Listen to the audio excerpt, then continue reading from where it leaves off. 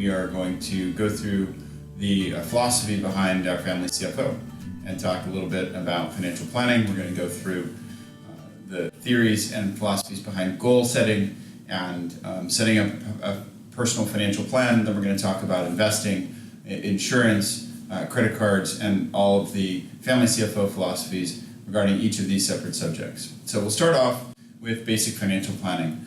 All basic financial planning starts with three fundamental principles. And these three fundamental principles are principles that have existed since the dawn of time. They exist for every individual on the planet. They exist for every company.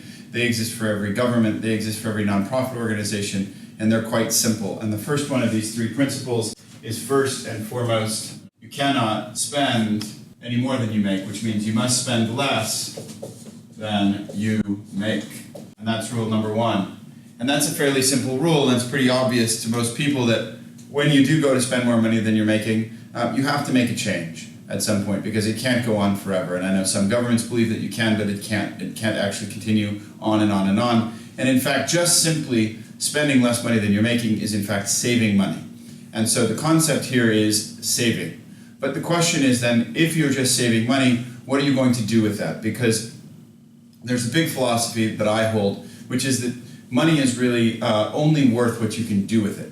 It's only worth the things that you can actually accomplish with it. And so what is it that you're going to go do that's going to make your life better than it is today? Because money, again, equals some sort of freedom, some sort of capabilities that you might not have today. So the real question then becomes, if that's the case, you actually have to have, and this is a bit of a startling concept, you have to actually have more money than your neighbor. And in fact, you have to beat your neighbor. So why? Well, because if you had one pen left on the planet and you really wanted it and your neighbor really wanted it, the person who gets it is the person who's willing to pay more for it. If that's the case, you need to be able to pay more for it than your neighbor. And this happens every single day when we go to the grocery store, because the grocery store prices all of the items in the grocery store at a price at which is the highest price at which someone will pay in your neighborhood.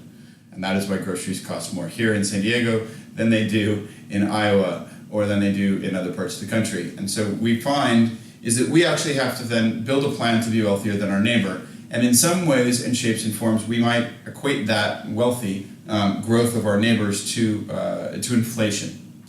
And so saving, this rule number one, just simply spending less money than you're making is not enough. What we have to do is take the next step and actually go and invest the difference. And it may sound, again, very simple, and that's because it is. This isn't a complex topic. It's not hard to understand. But you, in fact, have to invest the difference so that you're making a better rate of return than your neighbors and than the overall economy, which is growing at the rate of inflation. And so now what we've done is we're now running a race at which most of the people on the planet are running at zero or at a very nominal, maybe a 3% rate. And we're now running, if we invest the difference, at somewhere near an 8 to 10% rate on a consistent basis. And if you can imagine running a race, there's two people going, one's only going 3 miles an hour, the other one's going 8 miles an hour. The 8 mile an hour person is very quickly going to run away from that 3 mile an hour person, so much so that at some point you won't even be able to see the person running at 8 miles an hour if you continue to run at 3. And that is the difference between investing and simply saving. And so it's very important that we go out and invest the difference. The third thing that we do, it relates to more mental health, because you can, if you just follow rules number 1 and 2, you will be financially successful. Simply financially successful, you will have more money than most people on the planet. The real question then becomes, how do you feel about it? Because good financial planning isn't just about making more money, it's actually about feeling good about the money that you have.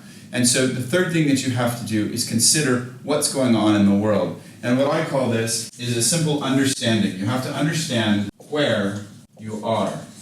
There's a very interesting movie a handful of years ago that Robert Redford made, where he was stranded on a boat in the middle of the ocean for days. Boat disabled, he's in the middle of the tropics, doesn't know where he is. He takes out this box, and this box has got all of these tools in it, these old tools that clearly have never been used, a sextant, maps, all sorts of things, and he spends days fiddling with these things, figuring out, learning, reading the book on how to use them, and finally there's a moment of clarity where he takes a pen and he puts it right on the map, and he says, and he looks up, and he doesn't have to say a word, it's just a big smile on his face because he finally knows where he is. The number one cause for divorce in this country is stress about family finances. The number one cause for stress about family finances is a lack of understanding on where you are and where you're going. So for me, these are the three things that everyone has to do. Number one, spend less money than you make. Number two, invest the difference. And number three, understand where you are. And that is the fundamental premise behind all of the financial planning work that we're going to be doing.